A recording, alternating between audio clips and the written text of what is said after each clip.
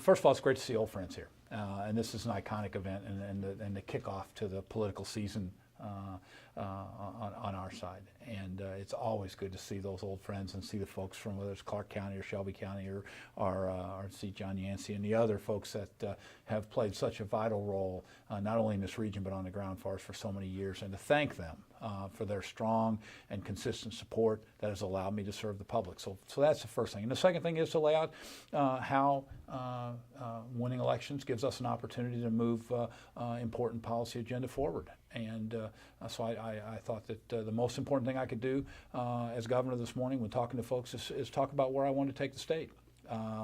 And I think as folks talked to me afterwards, they were very excited and happy that the values we share are playing out in the work I do each day as governor of the Show Me State. My focus in the short run here is clearly on getting things done. So I mean, elections will come, and we're in an odd-numbered year right now. The major focus of my time is spent on trying to get things done. So I think that Missouri is a state that has traditionally been a bellwether where both parties can compete and the best candidates win. I thought Secretary Kander had it right. Good candidates run organized campaigns on key issues can move forward. So I feel good about the chances in the future. My strategy right now is to move Medicaid expansion forward, to get the school year lengthened and to hold the budget I've got there, to make sure that we're continuing to expand our exports. I mean, that's what I spend my time doing, and it was a pleasure to be here at a good, traditional, iconic Democratic event. But the major focus of my time is on the state job and on the day job of bringing Missourians together, regardless of whether they're Democrats or Republicans, regardless whether they're in the cities or the counties, and bring them together to get the state moving. We'll see if anything makes it through the process. I mean, I'm not sure about that. People know where my position's been. I believe in people's right to organize. I don't think, and I think protecting that right to organize is a strong part of why we can deliver quality products from the Show Me State and why we're seeing job expansion. Well, I mean, I think my job is to lay out a chart of course forward, and that course forward reflects the values I have in many of the positions of the party that I've been a proud member of for decades. I just don't think that injecting the partisan, hyper-political Washington rhetoric into the Show Me State is good for politics or good for policy.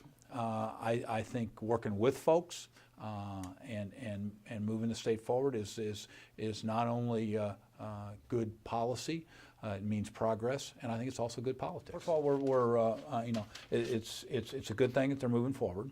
And introducing that bill and moving forward is a good thing. I think there's a number of challenges with that bill, obviously. First of all, I think cutting Medicaid to kids is not a path forward. I think that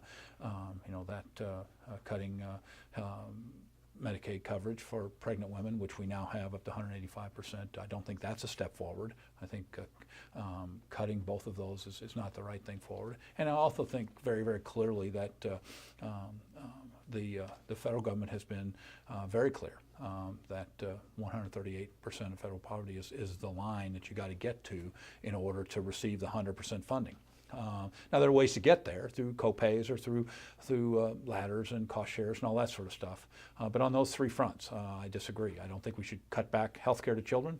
I don't think we should cut back health care for pregnant women, and it's necessary legally to get to 138.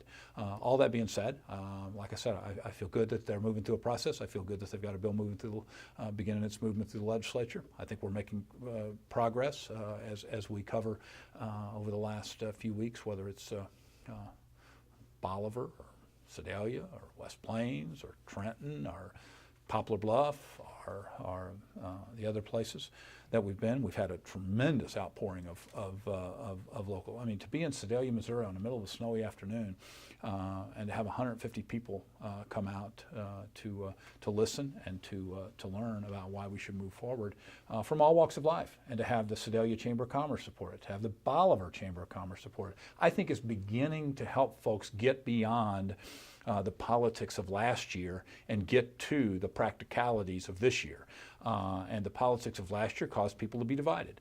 The practicalities of this year is that we have a clear choice in front of us, whether to have Missourians' tax dollars spent in Missouri to reform and improve our Medicaid system, or whether those monies are going to be spent in other states. And I think we're making progress in that discussion, and I look forward to working with members of both parties to get a measure that will allow us to keep moving forward.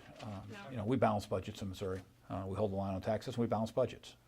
And I've been through, you know, had to take $1.8 billion out of the state budget, cut our state workforce by 4,500 workers, and balance budgets. So we'll work to make it work here in the state. I'm not going to be one of those voices that that is out there, you know, and the significant, and without getting into details, you know, it's I think all of us as Missourians and Americans want to see better fiscal discipline out of Washington, D.C.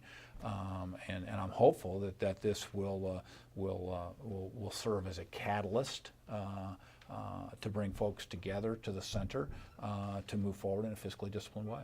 I spoke in one area a few weeks ago when I talked about that my budget includes the money to continue the funding for our drug task forces. Right. We're going to make that money up. I think it's important to continue to help these rural drug task forces fight meth, and so that's an area where we put in my budget additional resources to make sure that we're able to continue to fund those.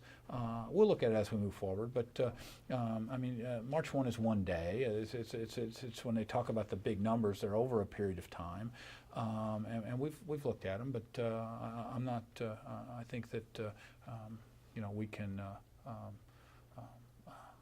It's my sense that we're going to stay calm, and I think that I hope that whatever energy there is because of this that happens both in Missouri and across the country, that they use that to reach a long-term agreement to get certainty as to where we're going to go to get fiscal discipline, so that it'll help the economy, strengthen the economy, so that there's more confidence in investments. We'll work to organize a campaign to put it on the ballot, and the people of the state of Missouri will have that decision in their hands. You know, I'm not trying to, you know, it's these large contributions are you know, long range, will continue to corrode the public's confidence in their government, and we have realistic ways that we can address those, ways that have been in effect you know, I have a unique perspective after basically 30 years in politics. I've run on every sort of limit and non-limit that there is. You know, I went to the U.S. Supreme Court and argued personally the campaign contribution case a number of years ago, and feel strongly about it both politically, personally, and as a policy matter. So we're not going to wait around. I mean, they've got. I mean, this. I hope that they put something on my desk in this legislative session. But if they don't, we'll move forward in a very timely fashion.